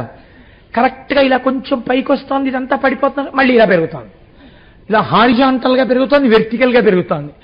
ఎన్ని నీళ్లు పోసేసినా ట్యాంక్ పెరుగుతూనే ఉంది, పడుతూనే ఉంది గంగ. చక్కగా అందులోనే చేపలు తిరుగుతున్నాయి, అందులోనే మొసళ్ళు తిరుగుతున్నాయి, అందులోనే నీటి ఏనుగులు తిరుగుతున్నాయి, చుక్క నీరు కింద పడదు. ఏమిట్రా ఈ చిత్రం అని అలాగే ఉన్నారు. కొన్ని సంవత్సరాలు తిరిగిన తర్వాత ఈవిడ అనుకుందిట, అరేరే చిన్న కన్నం దొరికితే జారిపోవడం నాకొచ్చు, ఇంత పెద్ద ధారని ఒక లోహం కాదు తన జుట్టు ముడితో కట్టేశాడు కొన్నేళ్లు గంగావతరణాన్ని. ఈయన ప్రాజ్ఞుడంటే, ఈయన పరమపురుషుడంటే, ఈయన పరబ్రహ్మం అంటే తెలియక వెర్రితనానికి పోయాను. ఈయన పరమాత్మ, ఈయన శరీరానికి తగలడం నా భాగ్యం. ఈయనే వదిలితేనా ఇలా జారిపోతాను. ఇలా జారిపోయినప్పుడు ఇప్పుడు తలకి తగలడం కాదు, ఈయన ఒళ్ళంత తరువుతో కింద పడిపోతాను. అంటే నాకు పరబ్రహ్మ స్పర్శ కలుగుతోంది, నేను పునీతమైపోతున్నాను అనుకుంది. అంతే వదిలేడా. ఈవిడికి ఈ బుద్ధి, ఆయనకి భగీరథుడికి మళ్ళీ తపస్సు మొదలెట్టాడు శంకరుడి కోసం. ఆయన యొక్క కార్యసిద్ధి ఏకకాలమునందు సంఘటించి వదిలిపెట్టాడు నీరు. ఆ నీరు వచ్చి బిందు సరోవరంలో పడింది. మొట్టమొదట బ్రహ్మగారు తపస్సు చేసినటువంటి స్థలం. అక్కడి నుంచి 7 పాయలుగా విడిపోయింది. తూర్పుకి కొన్ని పాయలు, పశ్చిమానికి కొన్ని పాయలు వెళ్ళిపోయి భగీరథుణ్ణి అనుసరించి ఒక పాయ వెళ్ళిపోయేటట్టుగా ఆయన అనుగ్రహించాడు. ఇది ఈశ్వరతత్వం అంటే. మీరు నేను నిజంగా తీసుకొచ్చి ఒక గ్లాసుడు నీళ్ళు ఇలా పోసామనుకోండి, పోస్తే ఈ పోస్తున్న నీళ్లు ఒక పాయగా ఇటు వెళ్ళుగాక, ఒక పాయగా అటు వెళ్ళుగాక, ఒక పాయ సుబ్రహ్మణ్యుడికి పూజ జరిగిన వైపు వెళ్ళుగాక అన్నాను అనుకోండి, నీ మోహం అని పల్లవన్న వైపు వెళ్ళిపోతుంది. నీరు పల్లమెరుగు నిజము దేవుడు ఎరుగు, అలా ఏం వెళ్ళదు. అంటే శంకరస్య ఇవ శాసనాత్, ఆయన ఎవరెవరికి ఎటువైపు ఎంత అవసరమో అటు పంపాడు నీరు. ఇది ఈశ్వరాజ్ఞ. ఏమి శంకరుడండి, ఏమి మహాదేవుడండి నిజంగా ఆయన. ఒక పాయని ఎలా చెప్పాడో చూడండి, భగీరథుడితో వెళ్ళు అన్నాడు. ఇప్పుడు ముందు భగీరథుడి రథం వెళుతోంది, వెనకాతల గంగ వెళ్ళిపోతోంది. ఇలా వెళ్ళిపోతుంటే ఒక ఆశ్చర్యం జరిగిందిట. ఇప్పుడు లోకానికంతటికీ ఒక విషయం తెలిసింది. ఏమిటిది? గంగ పవిత్రమైపోయింది శంకరుడికి తగలడం వల్ల. ఇది నేను చెప్పట్లేదు, ఆయనే అంటారు.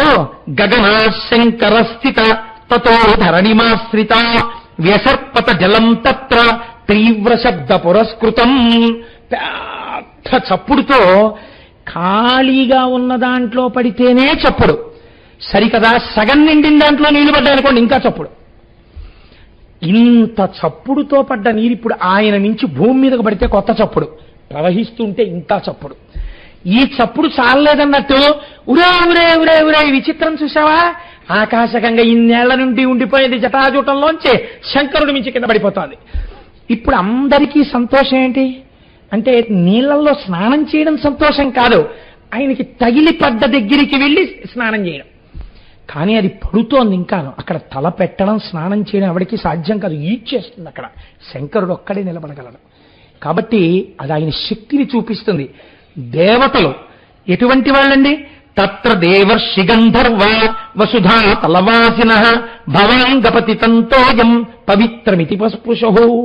తర్వాత కింద పాయల్లో స్నానం చేద్దాం, ఇక్కడ వెంటనే శంకరుణ్ణి తగిలి పడుతోంది. అలా అందరినీ కూర్చోపెడితే ఆ దగ్గరగా కూర్చోవాలని ఎందుకు కోరుకుంటారండి? నాకు తెలుసు ఎంత భక్తితో ఉంటే ఆ కోరిక పుడుతుందో. అలా ఎక్కడో దూరంగా ఉన్నారనుకోండి, 2 గంటల సేపు నిలబడి ఒక్కసారి దగ్గరగా వెళ్ళి భగవంతుణ్ణి దర్శనం చేసుకోవాలని ఎందుకు తాపత్రయపడతాం? ఈశ్వరుడికి దగ్గరగా వెళ్ళాలన్న కోరిక మనుష్యుడికి సహజంగా ఉంటుంది. అందుకే అలా చూసేశాను కదండి అని వెళ్ళరండి ఎవరు. మహాలఘు దర్శనం ఇచ్చారనుకోండి, కోపడతాం మనం. ఎందుకు కోపడతాం? ఏం నీకు కనపడలేదా అంటే, కనపడడం వేరే, దగ్గరికి వెడితే వేరు. ఏమిటి దగ్గరికి వెడితే వేరు? ఈశ్వరుడి దగ్గర మనం ఈ మాట అంటాం చూడండి. అంతరాలయం దగ్గరికి తీసుకెళ్ళినా అంతరాలయంలో కదలరా అండి అంటాం. అంతరాలయంలో కదిలితే ఓసారి ముట్టుకోకూడదా అండి, ఓసారి ముట్టుకొనిస్తే ఏమంటే తల కొట్టుకోకూడదా అండి, తల కొట్టుకొనిస్తే ఏమంటే బయటికి వెళ్ళి 2 పూలు తెచ్చుకుంటాను వేసుకోవచ్చా అండి. ఇవి మీరు గుర్తుపెట్టుకోండి. ఈశ్వరుడి వైపుకి పరిగెత్తడానికి మీకు అంతర్లీనంగా ఉంది ఈ కోరిక. ఈ కోరికే ప్రపంచపథం మొత్తం మీద ఒక్క భారతదేశంలోనే ఉంది, ఇంకెక్కడా లేదు. దేవాలయంలోకి వెళ్ళిపోవాలని, భగవంతుణ్ణి కౌగిలించుకోవాలని, దగ్గరగా వెళ్ళాలని, చూడాలని మనం పడే పరివేదన ఎవ్వరూ పడరు. ఎందుకని? మన జీవితాలు ఈశ్వరుల్లో కలిసిపోవాలని కోరుకోవడం అంతర్లీనంగా మనకున్నటువంటి సంప్రదాయం. కాబట్టి ఇప్పుడు వాళ్ళు ఏం చేశారు, అక్కడికి వెళ్ళి దాని కింద తల పెట్టలేక ఆ నీటిలో చెయ్యి పెట్టి తీసి చల్లుకున్నారు. కింద పాయల్లోకి వెళ్ళి స్నానం చేశారు. ఇప్పుడు ఏమైందో తెలుసా అండి, ఒక విచిత్రం జరిగింది. కింద నుంచి పైకి వెళ్ళిపోతున్నారు కొంతమంది, కొన్ని వేల మంది పైనుంచి కిందకు వచ్చేస్తున్నారు. ఎందుకు ఇలాగా అంటే, ఒరే మళ్ళీ మనకి అవకాశం వస్తుంది ఏంటి, మన పుణ్యం అయిపోతే మన కిందకు తోసేస్తారు. క్షీణే పుణ్యే మర్త్యలోకం విశంతి, పుణ్యం ఉన్నంత కాలం స్వర్గలోకంలో ఉంచి కిందకు తోసేస్తారు. మళ్ళీ కొత్త పుణ్యం సంపాదించేసుకోవాలి. కాబట్టి ఏం చేస్తున్నారట, వాళ్ళందరూ కిందకొచ్చి గంగలో స్నానం చేసి పైకి వెళ్ళిపోతున్నారు. మహాపాపాత్ములు భూమి మీద ఉన్న వాళ్ళు గంగలో స్నానం చేసి పాపాలపై పైకి వెళ్ళిపోతున్నారు. కిందకొచ్చేవాళ్ళు పైకి వెళ్ళేవాళ్ళు, కిందకొచ్చేవాళ్ళు పైకి వెళ్ళేవాళ్ళు. ఓ స్నానం అయిందా, అయిపోయిందండి, వెళ్ళిపోతున్నాం. ఓ మీరెక్కడికి వెళ్తున్నారు, స్నానానికి వెళ్తున్నామంటే వెళ్ళిపోయేవాళ్ళు. ఎగువకు పోవు బండ్లకు దారి విడివమో అని తిరుమల కొండ మీద రాసినట్టు కిందకొచ్చేవాళ్ళు పైకి వెళ్ళేవాళ్ళు, కిందకొచ్చేవాళ్ళు పైకి వెళ్ళేవాళ్ళు. 1కి 4 మాటలు స్నానం చేసేసేవాళ్ళు, దాని వెంట పరుగులు తీసేవాళ్ళు. ఎందుకని? నదీ ప్రవాహం ఇంత గొప్పగా ఒక మనిషి సాధించినది చరిత్రలో. ఆయన మీద పడుతోంది, ప్రవహిస్తోంది. ముందు భగీరథుడు వెళ్తున్నాడు, ఆయన ఇటుడితే అటు ఎడుతోంది. వెళ్ళేటప్పుడు నీటి లక్షణం అండి, ఇలా గీత గీసినట్టు వెళ్ళలేదు. లోతుల్లోకి వెళ్ళిపోతోంది, సుడిగుండాలు తిరిగేస్తోంది, ఇలా వంకరగా వెళ్ళిపోతోంది, ఎత్తెక్కడానికి ప్రయత్నం చేస్తోంది, పచ్చటి నురుగు ఏర్పాటు చేసుకుంటోంది, పుట్టల్ని కప్పేస్తోంది, ఇలా వంకరలు తిరుగుతోంది, ఒక్కొక్క చోట వాలుగా ప్రవాహం తిరిగిపోతోంది, ఒక్కొక్క చోట తిన్నగా వెళ్ళిపోతోంది, ఒక్కొక్క చోట తన ప్రవాహమే తనకి ఎదురొచ్చి ఢీకుంటోంది, అందులోంచి తుంపర్లు పుడుతున్నాయి, అలా వెళ్ళిపోతోంది. వెళ్ళిపోతుంటే వెళ్ళి వెళ్ళి వెళ్ళి వెళ్ళి జహ్ను మహర్షి తపస్సు చేసుకుంటున్నటువంటి ప్రాంగణం దగ్గరికి వెళ్ళింది.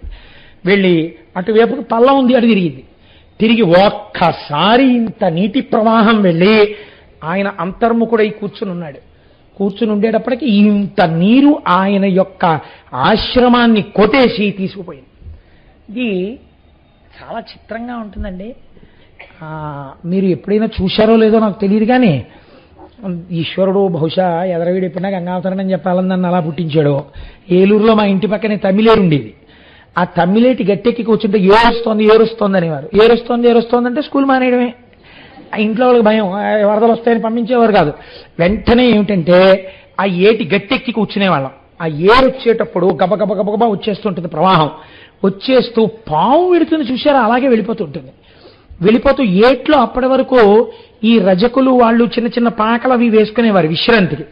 వచ్చినప్పుడు ఎంత చిత్రం అంటే ఇలా వచ్చి ఆ పాకలోకి వెళ్ళిపోయేది అంతే. వీళ్ళందరూ సామానట్టుకుని వచ్చేసేవారు. ఆ పాక నీటి మీద తేలిపోయేది, తనతో పాటు పాకను తీసుకెళ్ళిపోయేది. పాకగా పెడుతుంది అనుకుంటున్నారా? ఆ ప్రవాహ వేగానికి కాసేపటికి ఈ కర్రలు ఇటుడిపోయేవి, ఆ ఆకులు అట్టిపడిపోయేవి. ఒక వేగం ఆకులు నటు తీసుకుపోయేది, కొన్ని కర్రలు ఇటు తీసుకుపోయేది, కొన్ని అటు వెళ్ళిపోయేవి, కొన్ని తాటాకులు అక్కడే ఇలా తిరుగుతుండేవి సుడిగుండంలో. అంతే. ఆ వేగానికి అలా వెళ్ళిపోతుంటే జలమయం అయిపోయిందంటారు. తన వేగంలో తీసుకుని వెళ్ళిపోతుంది అందరినీ. ఆ తమ్మిలేటి ఒడ్డున కూర్చునేది అన్నీ తీసుకెళ్ళిపోతుంటే అలా విచిత్రంగా చూస్తూ ఉండేవాళ్ళం. ఒక్క చెట్లు మాత్రం స్వాగతం చెప్పినట్టు గట్టు మీద ఉన్నటువంటి తుమ్మ చెట్లు మాత్రం పడిపోకుండా ఆ ప్రవాహంలో ఇలా చేతులు ముంచుతూ మొదట ఆడుకున్నవి ఏమైనా ఉంటే చెట్లే. చేతులు పెట్టి పిల్లలు చూడండి నీళ్ళల్లో చెయ్యెత్తి ఆడుకుంటారు, అలాగా. బాలమురళీకృష్ణ గారు చిన్న వ్యంగ్యధ్వని చేశారు సుప్రభాతం చేస్తూ. శంకరుడు పొద్దున్నే నిద్ర లేవకముందు పడుకుని ఉంటాడట. అందరిలో చిన్నపిల్లాడు సుబ్రహ్మణ్యుడు కదండి, పెద్ద ఆయన గణపతి.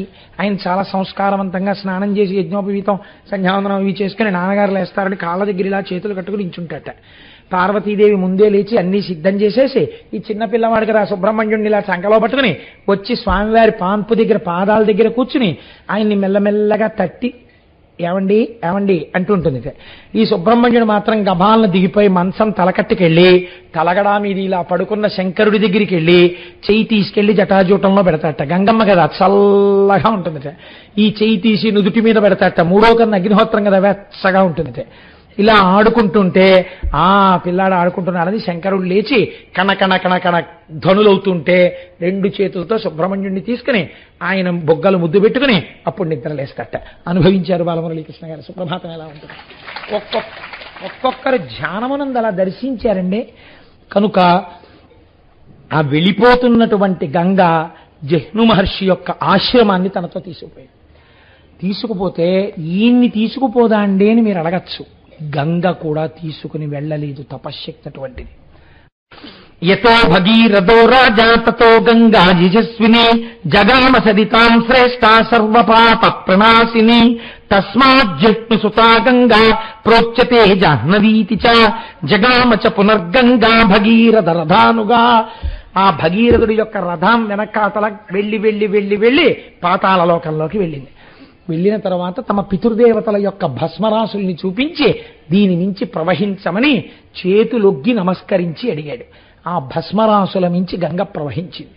ప్రవహించగానే ఎవరి శరీరమునకు సంబంధించిన భస్మరాశులు అలా పడిపోయి ఉన్నాయో వాళ్ళందరూ కూడా ఉత్తర క్షణం దాహశాంతిని పొంది 60,000 మంది సగరులు ఊర్ధ్వలోకాలకి వెళ్ళిపోయారు. ఇలా ఒక్క భగీరథుడు ప్రయత్నమన్నది ఎంత ముఖ్యమో, చిత్తశుద్ధి ఎంత ముఖ్యమో చూపించి పైన ఉన్న వాళ్ళని ఊర్ధ్వలోకాలకు పంపాడు. కింద ఉన్న వాళ్ళకి వంశము లేకుండా బాధపడకుండా భగవంతుడి యొక్క అనుగ్రహాన్ని వర్షింపచేశాడు. చతుర్ముఖ బ్రహ్మగారంతటి వాడు పిలవకుండా పరిగెత్తుకొచ్చాట. పరిగెత్తుకొచ్చి భగీరథుణ్ణి చూసి కౌగిలించుకుని అన్నాడు, భస్మస్యథా ప్లుతే రామా గంగాయా సలిలేన వై సర్వలోక ప్రభబ్రహ్మ రాజానమిదమబ్రవీత్. ఆ రాజుతో భగీరథుడితో అన్నాడు, భగీరథ, ఇంకా లోకంలో ఎప్పుడైనా ఎవరైనా ఎక్కడైనా ఇంత గొప్ప ప్రయత్నం చెయ్యవలసి వస్తే దాన్ని భగీరథ ప్రయత్నం అని వస్తుంది లోకంలో. అన్నిటిని మించి ఇన్ని కష్టాలకి ఓర్పుతో ఈ పాయని పాతాళానికి తెచ్చావు కనుక ఈ పాయకి భాగీరథి అని పేరు. నీ పేరే వస్తుంది ఈ గంగా ప్రవాహానికి. తెలిసి కాని తెలియక కాని ఎన్ని పాపములు చేసిన వారైనా సరే ఈశ్వరుడు అంతటి శక్తివంతుడే, అంతటి బలవంతుడే, గోకర్ణ క్షేత్రం అంత గొప్పదే, అంత దయాళువే. ఆయన శరీరమునకు తగలడము వలనే గంగకి ఇప్పటికీ ఎప్పటికీ ఎంతమంది పాపాలు కడిగినా కడగగలిగినటువంటి శక్తి నిలబడుతోందని నమ్మి గంగావతరణ కథని చేతులెత్తి నమస్కరించి పరమేశ్వరుడు అలా నిలబడినటువంటి ఆ గంగాధరుడి యొక్క పాదములను దర్శించి ఆ తెల్లటి పాదాలకి ఎవరు నమస్కరిస్తున్నారో, ఎవరు ఈ గంగావతరణ కథని అనుమానాలు పెట్టుకోకుండా విని నమ్మి నమస్కరిస్తున్నారో అటువంటి వారికి ఇదమాఖ్యానమవ్యగ్రో గంగావతరాం శుభం యః శృణోతి చకాకుత్స సర్వాన్ కామానవాప్నుయాత్. అసలు వాల్మీకి మహర్షి ఎక్కడా చెప్పరు ఫలశ్రుతులు. అలాంటి వారు షణ్ముఖోత్పత్తికి గంగావతరణానికి ఫలశ్రుతి చెప్పారు. ఎవరు పరమ పూజ్యభావముతో నమ్మి నమస్కరించి విశ్వాసముతో గంగావతరణము వింటున్నారో అటువంటి వారి యొక్క సమస్తమైన కోర్కెలు తీరుతాయి. సర్వే పాపాః ప్రణశ్యంతి.